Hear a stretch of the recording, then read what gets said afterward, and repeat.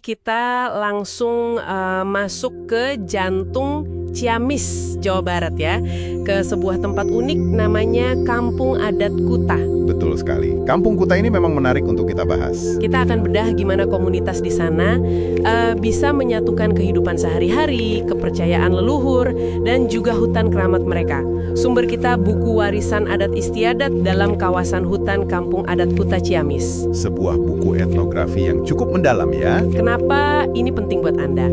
Nah, Kampung Kuta ini bukan sekedar desa biasa kan? Bukan. Mereka itu sudah diakui secara hukum sebagai masyarakat adat. Punya hak kelola hutan adat juga. Dan hidupnya itu berdampingan sama hutan keramat, Leuweung Gede namanya. Yang katanya aturannya ketat banget ya, ada pamali gitu. Iya, pamali atau larangan adat. Sangat ketat. Kita akan coba gali nih, apa sih rahasia di balik harmoni mereka? Sampai dapat kalpataru segala kan? Oke, mari kita bongkar ini. Oke. Kita mulai dari pusat spiritualnya dulu ya, Leuweung Gede. Ini bukan cuma hutan biasa kan? Ada cerita menarik katanya dulunya ini calon ibu kota kerajaan Galuh, tapi batal. Betul. Cerita itu yang dipercaya turun-temurun. Dan dari sejarah itulah lahir aturan pamali yang sangat spesifik buat masuk ke Leuweung Gede. Luasnya sekitar 40 hektar ini. Spesifiknya gimana tuh aturannya? Aturan ini bukan cuma larangan ya, tapi lebih ke wujud penghormatan. Anda cuma boleh masuk hari Senin dan Jumat. Itu pun tanpa alas kaki. Wow, tanpa alas kaki? Iya. Terus nggak boleh pakai perhiasan emas, nggak boleh meludah, nggak boleh buang air di dalam hutan, bawa golok atau pakai baju serba hitam juga dilarang. Kedengarannya ketat banget ya. Kalau dari luar mungkin orang melihatnya kayak pembatasan gitu. Masyarakat Kuta sendiri gimana memaknainya? Nah, justru bagi mereka ini bukan pembatasan. Ini inti hubungan mereka dengan alam dan leluhur. Cara aktif menjaga kesucian tempat itu. Dan secara praktis ya, ini menjaga ekosistemnya. Oh, jadi ada fungsi ekologisnya juga ya? Jelas. Terbukti kok keanekaragaman hayati di Leuweung Gede itu sangat terjaga. Ini wujud nyata filosofi hidup mereka. Silih asih, silih asa, silih asuh. Saling mengasihi, saling memperbaiki, saling melindungi. Kayak strategi konservasi yang menyatu sama spiritualitas gitu ya jadinya. Persis, sangat efektif. Luar biasa. Dan nilai-nilai ini nggak cuma abstrak tapi hidup ya dalam tradisi sehari-hari mereka. Di buku disebut soal nyuguh, bisa dijelasin sedikit? Tentu, nyuguh itu upacara syukur tahunan. Penting banget buat mereka. Diadakannya setiap 25 Safar. Bentuk terima kasih untuk hasil bumi. Gimana tuh acaranya? Ada arak-arakan dongdang. Itu semacam tandu yang dihias bagus, isinya makanan hasil bumi. Terus ada doa bersama, puncaknya makan bareng di batas kampung, dekat Sungai Cijolang. Wah, kebayam ya suasana kebersamaannya. Iya, dan ini sudah jadi warisan budaya tak benda nasional loh, menunjukkan betapa kuatnya tradisi ini. Selain nyuguh, ada lagi nggak tradisi yang unik banget di sana? Ada gondang buhun. Nah, ini menarik sekali. Seni musik lesung, tapi uniknya dimainkan hanya oleh perempuan. Oh iya, cuma perempuan? Iya, mereka pakai alu panjang buat numuk lesung, jadi irama gitu, sambil nyanyi kawi, lagu-lagu tradisional. Dulu ini bagian ritual pertanian, minta hujan, atau pas panen. Wow, itu juga sudah diakui. Udah sama kayak nyuguh, udah jadi warisan budaya tak benda, dan kekayaan intelektual komunal juga. Ini nunjukin dalamnya akar agraris mereka. Ada juga ritual lain sih, kayak bebarit kalau ada bencana, atau tilawat pas mau Ramadan. Dengan hidup yang begitu terikat sama alam dan tradisi ya, gimana mereka menopang ekonomi sehari-harinya? Sumber utamanya ya memang dari alam, bertani, terus berkebun di hutan rakyat.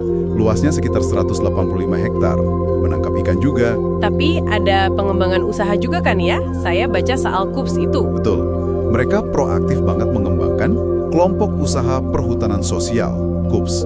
Prinsipnya jelas, usaha ekonomi harus selaras sama nilai adat, nggak boleh merusak. Contohnya apa aja tuh KUPS-nya? Yang menonjol itu, misalnya KUPS Paneresan Powet Nanjur. Mereka ngolah gula aren. Uniknya, pohon aren di sana banyak tumbuh alami, dibantu luwak penyebarannya. Oh, alami ya tumbuhnya? Iya, proses bikinnya juga tradisional banget. Nyadap nira, itu namanya lahang. Dimasak berjam-jam di tungku atau hau. Dicetak, terus dikemas pakai daun kelapa kering. Itu namanya bonjor. Wah, otentik sekali ya. Ada lagi? Ada QOPS Sekarwangi. Ini budidaya madu kelanceng. Madu dari lebah yang nggak punya sengat itu loh. Heterotrigona itama. Khasiatnya dikenal bagus. Madu kelanceng, oke? Terus ada juga QOPS kopi, keripik, kerajinan bambu, ternak, bahkan ekowisata. Semuanya yaitu tadi, landasannya menjaga harmoni alam dan adat. Gak ambil dari hutan adatnya ya untuk kerajinan. Kuat banget ya mereka menjaga ini semua. Kayaknya ada akar sejarah yang dalam banget nih. Saya baca sekilas soal sosok Ki Bumi, kuncen pertama itu. Beliau ini kuncinya ya. Tepat sekali. Kisah Ki Bumi ini, yang konon menang sayembara buat jadi juru kunci Leuweung Gede, itu menjelaskan banyak aturan unik di kampung Kuta. Misalnya, Yang katanya belum dapat restu dari Raja Cirebon untuk bangun rumah selain bentuk panggung sederhana itu. jadi aturan arsitektur itu nyambung ke sejarah Ki Bumi ya. Menarik. Benar. Termasuk juga kenapa warga Kuta kalau meninggal itu dimakamkan di luar desa, di Cibodas. Ini ngikutin teladan Ki Bumi yang juga dimakamkan di luar Kuta. Kenapa harus di luar? Karena tanah Kuta sendiri dianggap keramat, dipercaya menyimpan pusaka leluhur. Jadi, warisan Ki Bumi ini bukan cuma cerita ya, tapi benar-benar jadi pedoman hidup, membentuk lanskap fisik dan sosial kampung Kuta sampai sekarang. Kita tarik untuk Anda dari kampung adat Kuta ini.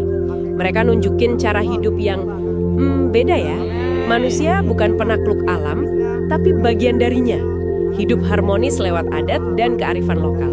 Dan nilai Somya Hadeka Semah mereka ramah pada tamu, itu juga cermin keterbukaan mereka kan? Iya, betul. Ini membawa kita ke refleksi penting sih. Di zaman modern ini, ya, saat alam sering cuma dilihat sebagai sumber daya untuk dieksploitasi, apa yang bisa kita pelajari dari cara Kuta menyatukan spiritualitas, budaya, dan ekologis secara berkelanjutan? Pertanyaan bagus itu. Mungkin jawabannya ada di pepatah Sunda yang mereka pegang erat. Leuweung ruksak, cai beak, manusia balangsak. Hutan rusak, air habis, manusia sengsara. Sesuatu untuk Anda renungkan mungkin ya.